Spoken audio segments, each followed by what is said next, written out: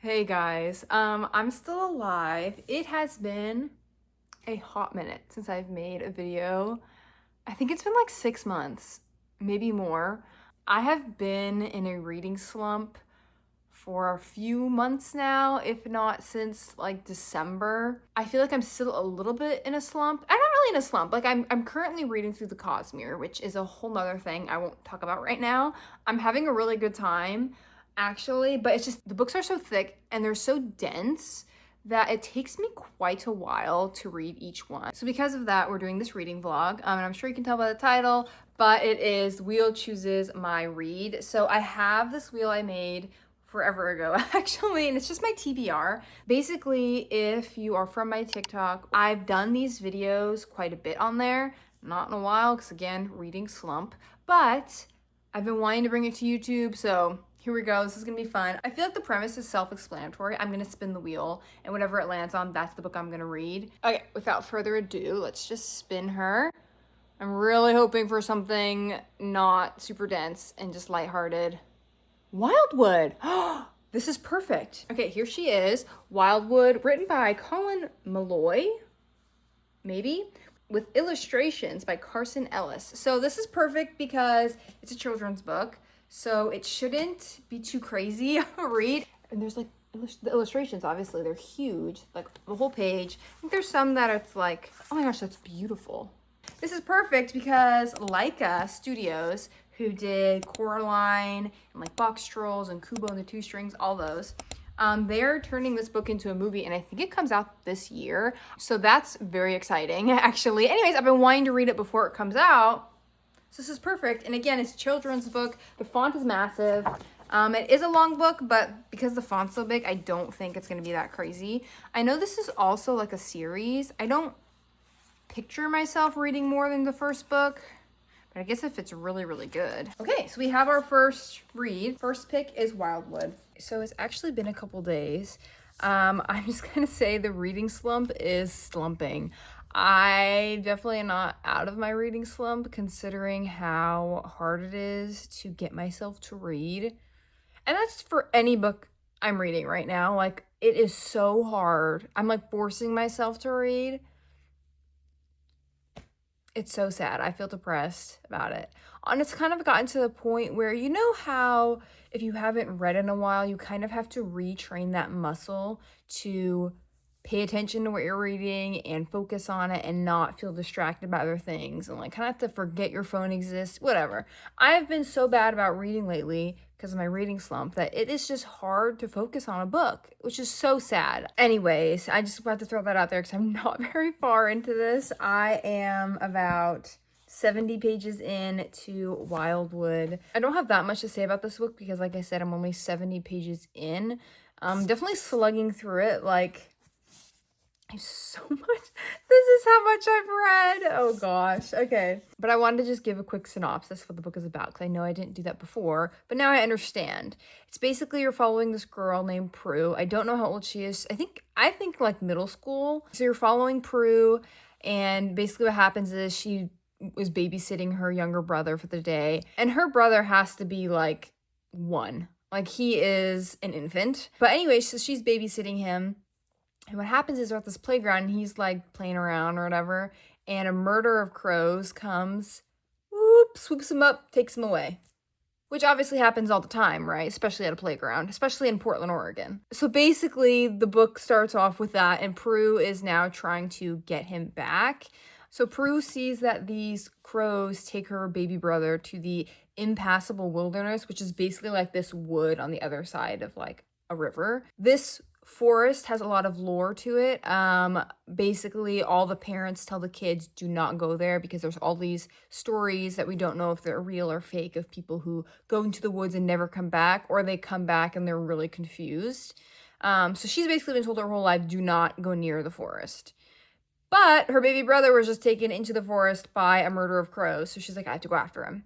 And so basically her and then one of her schoolmates, Curtis, go into the wilderness. And they've just got to the wilderness where I'm at, and basically they're encountering weird things. Anyways, this is my goal for today. I'm on page like 70. My goal is to get to page like at least 150. So what I'm gonna do, moving my bookmark to 142. And so the goal is to read to that bookmark. I'm going to just sit here and read.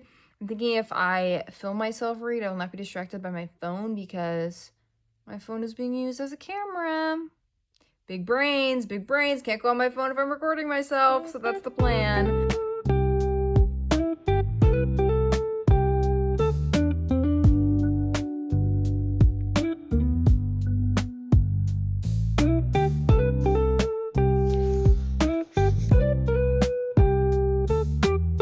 It's the next day. I am on page 167, chapter 11. I thought I would give another update because I have more thoughts. The more I read of this book, the more it reminds me of The Lion, the Witch, and the Wardrobe by C.S. Lewis, but kind of like not in a good way. I love the Chronicles of Narnia so much. That's like my whole childhood, okay? That whole series. I've reread those books so many times. It's my comfort series, okay? It's reminding me a lot of specifically Lion, the Witch, and the Wardrobe. I'm gonna say a couple things about this book that I don't think it's a spoiler because I'm only 100 and whatever pages in, and you find this out in the first like 50 pages. I guess if you don't want to know, plug your ears. It's not a spoiler. It's really not. So basically the two friends that go into the impassable wilderness, Curtis and Prue, they basically get separated right away, like literally right away. And so they're doing two different things now.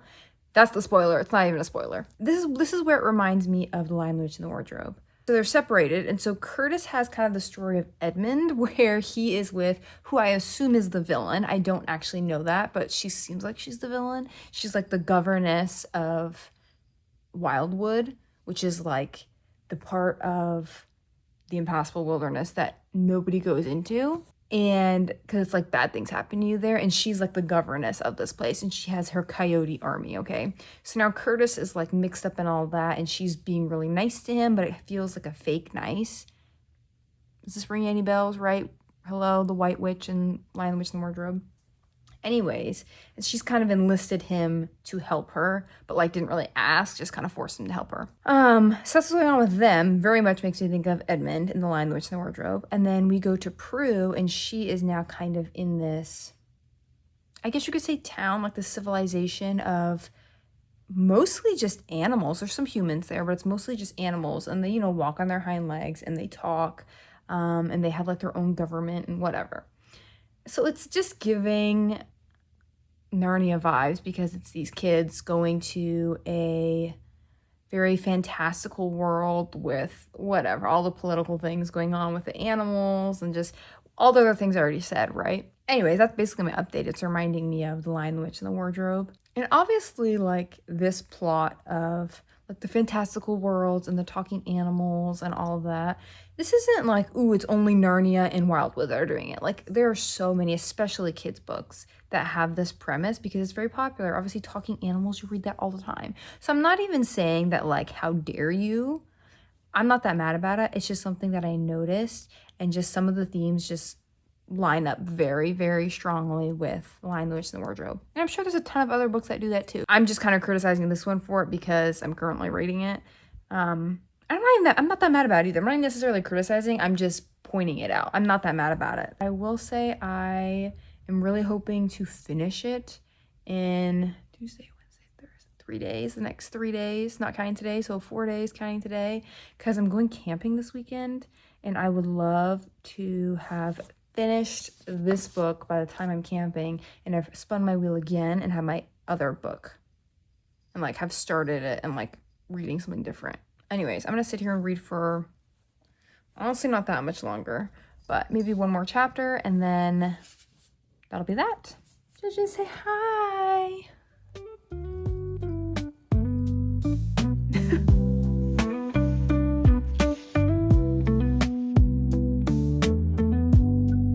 Okay, I wanted to give a quick update on Wildwood. Yesterday, I got to the end of part 1. I'm currently in the middle of a chapter because I wanted to give an update, but I'm on page 224. I'm like 50 pages short of halfway. Basically, I think I was a little harsh yesterday about this book. I am really liking it now. I was never disliking it, okay? Let me just say I was a little bit critical about a couple things, but I was never disliking it. I'm liking it quite a bit more. The last chapter in part 1 was very good. I think the plot is now being revealed and we're just learning a lot of things. We learned a lot at the end of part 1, but also like I have so many questions. Oh my goodness. Obviously I don't want to spoil anything, but let's just say decisions need to be made. And I think things are getting very messy for both of our characters. I don't remember if I said this before, but it's dual POV. So we're following Prue and Curtis because they're doing different things. At this point, it's all very gray. We really don't know who to trust, who not to trust, who's the good guy, who's the bad guy. I really don't know. Everyone just seems evil to me. I'm gonna keep reading for a little bit, but I just thought I would give a little update.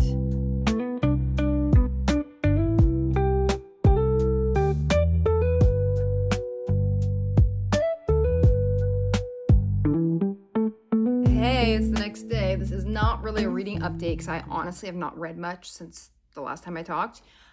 This is something different actually. So if you recall, the plan was to finish Wildwood by the time I leave for camping. That way I could spin the wheel again and just start a new book whilst I'm away. That's definitely not gonna happen. Let's just be super, super honest with ourselves. I'm not gonna finish Wildwood today. I'm leaving tomorrow. Okay, so new plan is I'm just gonna bring Wildwood with me. I picture myself finishing it while I'm camping. And so I'm also gonna spin my wheel right now. And so that way I can bring a second book so I have something to start once I finish Wildwood. I'm trying to think if there's anything I don't want. I feel like I don't feel very picky about the genre. I feel like maybe once I spin, I'll know like, oh, wow, I was really wanting a fantasy or I was wanting, I don't know, a thriller. A thriller could be fun. Honestly, a thriller while camping would be pretty fun. I feel like it's a nice page turner would be good. I guess I'm not really wanting another children's book. I also would probably not want to start a series. That's not, I could start a series, not that big of a deal, but I feel like it's not a good idea. Let's just spin the wheel and see what we get.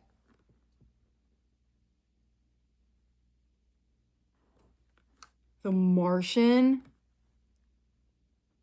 Oh my gosh. Okay, I will read The Martian. I actually had this on my TBR.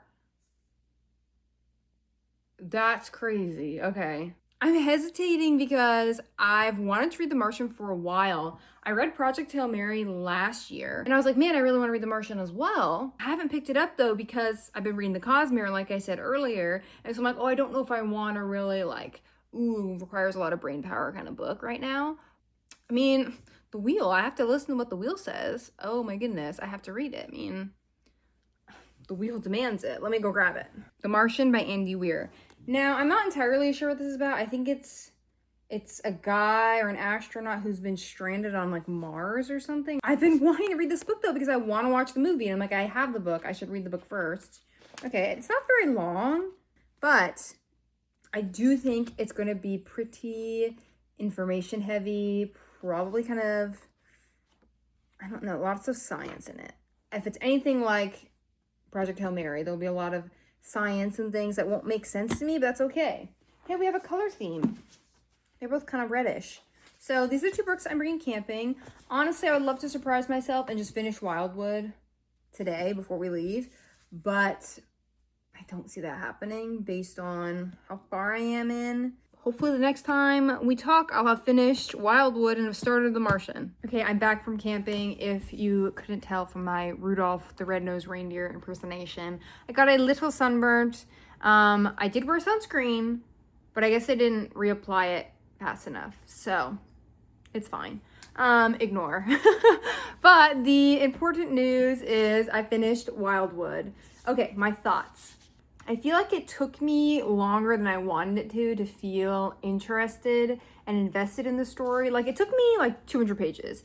I had to finish part 1. And the last 5 pages of part 1 was like, oh, this is really good. And I did update right after I read those pages because like this is really, really good. Kind of like the plot had started to develop, which I feel like I wanted it to develop sooner, Part one, we were mostly just learning about, there was a lot of world building, I guess you could say, at the beginning.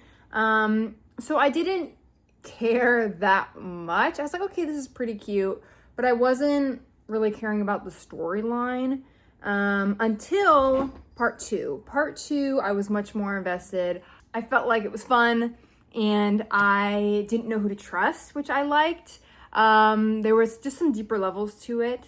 So I will say that's what I liked about it. Part three dragged on a little bit. Yeah, there was kind of this big battle at the end of the book, and I felt like that went on a little too long. I didn't feel like I cared that much about the battle, which was kind of sad. Like, it just went really long, in my opinion. I think this book would have been better if it was like 100 pages shorter. Overall, I did enjoy it, and I felt like it was a solid children's book. Like I said before, there's a lot of really pretty illustrations in this book. Whoa. And just different things. Like, that's cute. Anyway, so that was just a fun little bonus. I'm glad I finished it. One more book on my TBR, done, and I'm giving it 3 stars. After I finished Wildwood, I stayed true to what I said, and I started The Martian. I just have to show you this really quick because it is so upsetting to me. I'm sure I got this book secondhand. I hardly ever buy books new. Look, this page is pulling away. It's only attached by the top. I'm gonna have to tape it or glue it or something. I'm kind of just waiting for it to fall out because there is like not even an inch of the page is attached. And the sad part is it's like the secondary cover, so I kind of need it. Anyways, that's upsetting. Moving on. I started The Martian. I'm not very far. I'm 65 pages in, chapter 7. I think I'm gonna like it. I will say the first like 3 or 4 chapters, I want to say, I was enjoying it, but I do remember having the thought, I don't think it's as good as Project Hail Mary. And that was like 4 chapters in before like this other POV got introduced. And so I do like it more with the secondary POV and just seeing basically what's going on Earth, because I thought the whole book was you're just following. Have I said what this book is about? When they say what this book is about, because I don't think I've done that yet. In The Martian, we were following Mark Watney. He is an astronaut stuck on Mars. Basically, he was with a team of like 6 people, and they made it to Mars. Then they basically had to evacuate, and the whole crew thought he died. But he didn't. He's alive.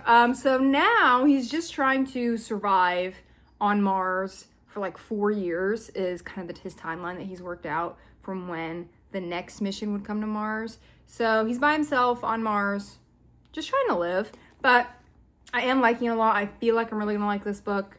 I have high hopes for it, basically. But I'm not that far. I don't think it's a super long book. I have about an hour until I have places to be, so the plan is to sit and read for a while. Anyways, that was my update, so I will talk to you again once I have read more of The Martian.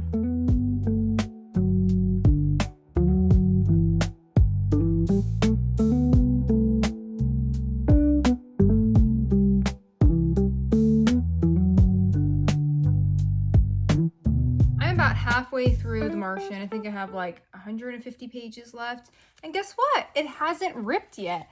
The second cover here, that one, it's, oh, you're kidding.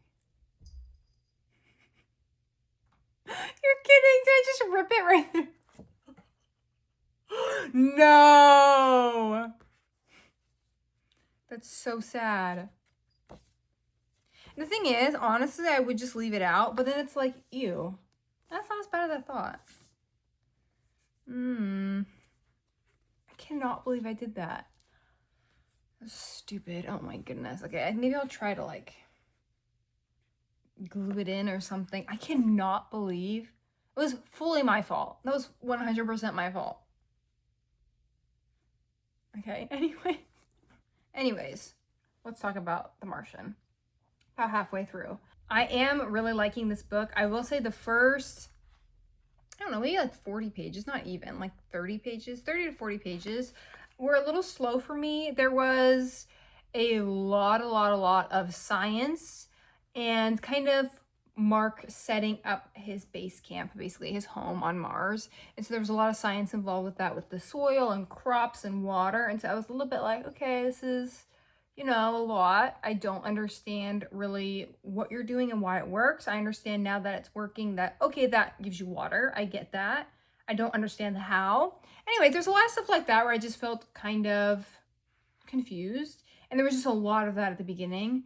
Like I said, 40 pages probably, which that's also sprinkled throughout the book as well. There's lots of science in this book. It's a sciencey book. It's sci-fi. Also, this is Andy Weir. Like, we should expect that. And I was expecting that because in Project Hail Mary, there's a lot of science and explaining like how he's figuring out that he's in space and explaining like centrifuge and all that with the beginning of the book. And it's a lot, very science heavy. A lot of information that does not really compute super great, but I just go with it. Anyways, so it was a little bit of a rough start for me. I'm really enjoying it now. I'm in the thick of it. I can't really say anything without spoiling.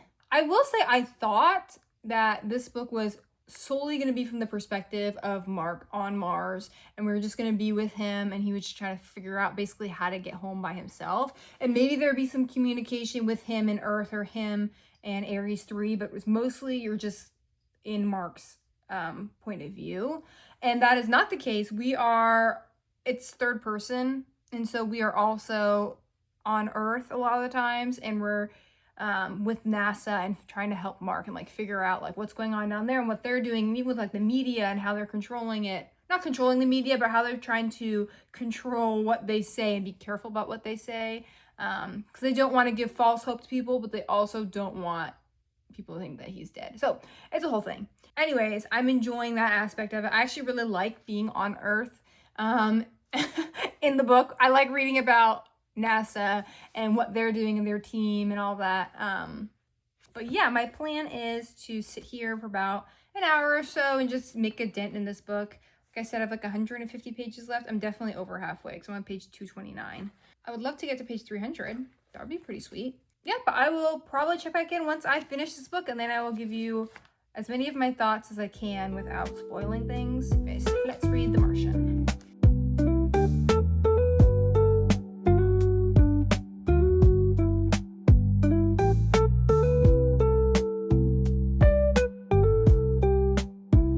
Yesterday I finished The Martian by Andy Weir, and I'm giving it 4 stars. I feel like I've kind of given a lot of my thoughts already just as I was reading it. So I'm going to keep this part of my review kind of short. I enjoyed it. I thought it was really fun. I think one thing with Andy Weir and his books that kind of is a turnoff for people is the science of it, which is the main part of. He really goes into detail of explaining how things are working and why things are done a certain way, and he really goes into the math and the science behind it. Now for me, I'm gonna say sometimes I find it pretty interesting and I enjoy it. Other times I'm like, this is making no sense to me. It's just going right over my head, and I think that's okay. I don't think you need to feel like you understand every bit of science and every equation he's doing. You seem confident in what you're saying and what you're writing. I'm just going to believe you because who am I to say otherwise? That's just my opinion. I think if you let go of that part of just having to understand all of the science and all of the math and all of the physics, you're just not going to enjoy the book as much, in my opinion, unless you love science and you love space and you just are really smart. Then this is kind of a different read for you, honestly. As a whole with this book, I had a lot of fun. I thought Mark Watney was a very funny character, and he honestly was doing his best to make light of the situation he was in. Yeah, I think sometimes his humor didn't connect quite right with me, but I did enjoy his character quite a bit. I think if you liked Project Hail Mary, you would like this book and vice versa. But with that being said, it is time to spin the wheel again, hoping for a romantasy or even a fantasy. I'd be very happy with just a straight fantasy or a romance. The God of the Woods. That is not what we wanted. Let me grab it. This is The God of the Woods by Liz Moore. It's a thriller, I think. I honestly don't know anything about this. Early morning, August 1975, camp counselor discovers an empty bunk. Its occupant, Barbara Van Laar, has gone missing. Barbara isn't just any 13-year-old. She's the daughter of the family that owns the summer camp and employs most of the region's residents. Ooh, that sucks. That's not the kid you want to go missing. This isn't the first time a Vinlar child has disappeared. Barbara's older brother similarly vanished 14 years ago and never be found. As a panicked search begins, a thrilling drama unfolds, chasing down the layered mysteries of the Vinlar family and the blue-collar community living and working in its shadow. Interesting. I think this is like a thriller mystery about rich people, maybe? Now, I'm gonna bet, oh, this is cute. It's like the little summer camp. I'm gonna bet that there's no romance in this, which, that's okay. You know what? I could use a thriller as well. I haven't read a thriller in a hot minute, and I'm hoping this is a thriller, right? Or is it just a mystery? It says it's rich and gripping, so I'm expecting it to be a page turner. I'm excited to start it and see what I think. So it's been a couple days. I have been reading God of the Woods still. I am on page 212 out of like 460. So I'm like halfway through the book. I think initially when I first spun this, I said it was a thriller. I don't think that's true, at least not to my definition of a thriller. When I think of a thriller, I think of a book that's very thrilling. It has me on the edge of my seat. Lots of plot twists, lots of surprises, lots of things that happen that I wasn't expecting, right? And it's kind of sprinkled throughout the book, keeps me gripped, keeps me wanting to keep reading. I would consider this to be more of a mystery, at least by my definition, which is, something maybe crazy happens and then we're just trying to figure out why it happened, who did it, what the circumstances, what's the situation, and kind of learning about all the characters involved, like all the suspects, right? That seems to be more what this book is. It's a little more slow-paced that way. Even though there is something crazy that has happened, it's kind of moving at a slow pace, which is not a bad thing, by the way. That's just my definition. Okay, but to tell you what this book is about, now that I know, basically we are set in a summer camp that is owned and run by this very rich, very prestigious, very stuck-up family. Pretty messed up family, honestly. There's like 3 timelines. So there's the beginning of summer camp, the present timeline, which is like 2 months later, and then like 15, 20 years prior to that. So the present mystery in this book is Barbara, the daughter of this rich family, is at the summer camp and she goes missing. Nobody knows where she went. Nobody knows why she left. She's kind of a rebellious child. And so some people aren't that surprised. Some people think she'll just turn up, but basically we don't know where Barbara is. And you're kind of just learning that not everybody's telling the truth about things. Some people were not where they should have been that night. So trying to figure that out. But honestly, the timeline that I find more interesting is like 15, 20 years ago. The parents of this rich family, Alice and Peter, their first kid, Bear, went missing like 15 years ago. And I don't know why. I don't know what happened. I just know he went missing. In that past timeline, they were investigating his disappearance. And so very interesting. They both disappeared kind of at this summer camp. I find that more interesting. I want to know what happened to Bear, why it's kind of taboo to talk about him, and kind of all the drama that goes along with it. So that's what's going on. I honestly don't have too much to say. I'm not loving this book. Like I said, it's a little slow paced, but yeah, we're following lots of different POVs. There's like maybe 5 or 6 different POVs going on, which was a little hard to keep track of at first, but now I figured out kind of more keep getting added, which is fine. But anyways, I'm going to keep reading this book. I am hoping to finish it in the next day or 2. I'm honestly, like I said, I'm not loving it. I'm not that intrigued by the mystery, to be completely honest.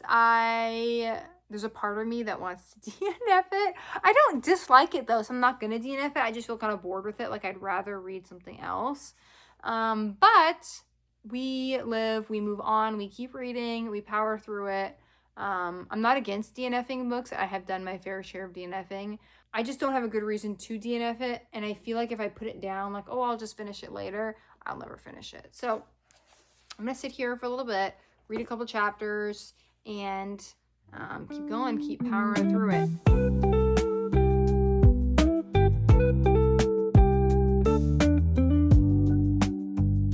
Hey chickadees, the other day I finished God of the Woods by Liz Moore. I think I mentioned earlier, but I highly considered DNFing this book.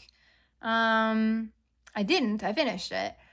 Here's why. I think there was a part of me that was not in the mood for the book, and so that didn't help. And so I was like, I feel like I should just DNF it. But then I was like 70% in. I was like, if I DNF this book, either I'm never going to pick it up again. I didn't feel like I disliked it enough to not read it again. I was like, that, or next time I want to read it, I'm going to have to restart. And I was like, I don't want to restart, so let me just finish.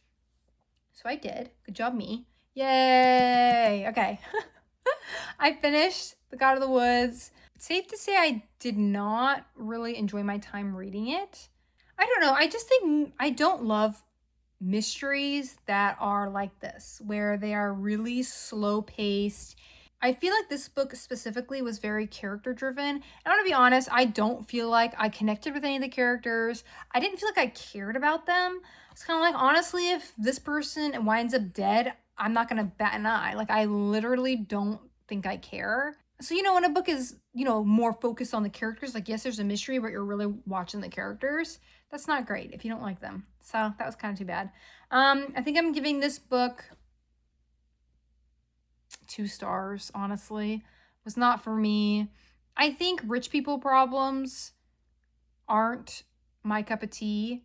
I feel like whenever I've read a book where it's a lot of rich people drama, it's always the same or like very similar. Like, it's always the wife is a ditz, or she's just in a marriage that is not good. Like, you need to get out. Like, the husband is always closed off. He is abusive, either verbally or physically abusive. Oh, it's just the same. And I really don't like reading about those things. And all their friends are always really shallow. And like, it's always like somebody, usually the wife, doesn't, like, the wife is always kind of like trying to mask how she's feeling. And because of that is very emotionally unavailable. I don't know. I don't like it. So yeah, that didn't help either. I just didn't like it. I didn't even feel bad for the wife because it was like, I just don't care about your character. Anyways. The actual mystery itself, I thought was interesting. I feel like though the plot twist at the end was not worth the book, reading through the rest of the book. But like, the plot twist was very mediocre. So there was basically 2 timelines of 2 different disappearances of these children. And so the present timeline, the plot twist was like, okay, like, I didn't care. I was like, cool, don't care. Maybe it's because it's like literally the last chapter of the book, you figure it out. And so it was at that point I was like, I don't care. But it was like very underwhelming. And then I thought the plot twist with the other timeline, the thing that happened where a kid went missing, I thought that was more interesting. But I also was like, okay, I feel like I could have come up with these things. And I'm not that creative. Like, I don't know. I wasn't very impressed. I don't really get why this was like, wasn't this like a Goodreads pick of the year, like last year or the year before? So I don't get it. Unfortunately, this is the last book of this video, so that's too bad.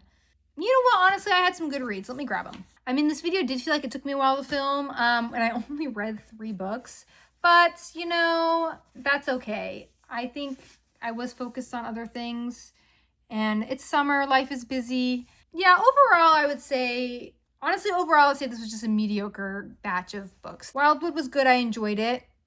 I haven't really thought about it since, though. Martian, I really liked. God of the Woods, I'm happy I'm done with. So anyways, with that last book finished, I think I'm going to wrap up this video. I hope you enjoyed it. I hope it was fun, entertaining. Honestly, it's just helpful for me to get through my physical TBR, so I'll probably make another one of these soon. Or maybe I can do something else other than a wheel. All my stuff is already on my wheel, though, so it's kind of really convenient for me to use. But I hope you enjoyed the video, and I'll see you next time. Bye.